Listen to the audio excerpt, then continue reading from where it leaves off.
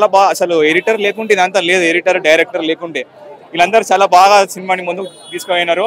దయచేసి ఫేక్ రివ్యూలు ఏమి నమ్మకండి, సినిమా మాత్రం ఇచ్చి పాడేసిండు. బ్రదర్ది లవ్ అయితే వేరే లెవెల్ ఉంది.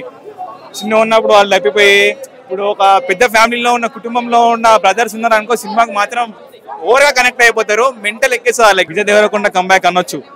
ఎందుకంటే సినిమా బాగుంది, సెంటిమెంటల్ గా ఉన్న బ్రదర్స్, ఒక ఎమోషనల్ ఉన్న పర్సన్ కి అయితే సినిమా బాగా నచ్చుతుంది. ఇక ఎవడన్నా కంకణం కట్టుకొని సినిమాని డ్రాప్ చేద్దామని ఫేక్ హీరోలు ఇస్తే మాత్రం ఏం చేయలేం. అయినా కూడా చేయొచ్చు. అన్న ఇప్పుడు కొట్టుకోబోతుంది, ఇప్పుడు నీళ్ళల్లో ఇప్పుడు ఒక ఫ్లోలో ఉంది, ఆ ఫ్లోలో ఇప్పుడు వచ్చేసాడు, ఇక అంతే. ఇక సినిమా మాత్రం ఇచ్చి వాడేసిండు.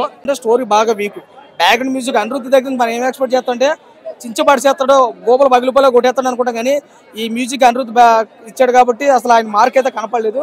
ఆ నటన పరంగా విజయ్ దేవరకొండ ఒక మెట్టు అయితే ఎక్కడేమో కానీ స్టోరీ పరంగా బాగా వీక్ అయింది. స్టోరీ అసలు అయితే బాగాలేదు. నిజంగా చూసిన వాళ్ళు కూడా చాలా డిసప్పాయింట్ అయితే అనిపించింది. ఏదేమైనా కానీ మన సత్యదో క్యారెక్టర్ పరంగా కొంచెం అంతంత మాత్రం న్యాయం చేయడం, హీరోయిన్ అయితే సినిమాలో లేకపోవడం మంచి అనిపించింది.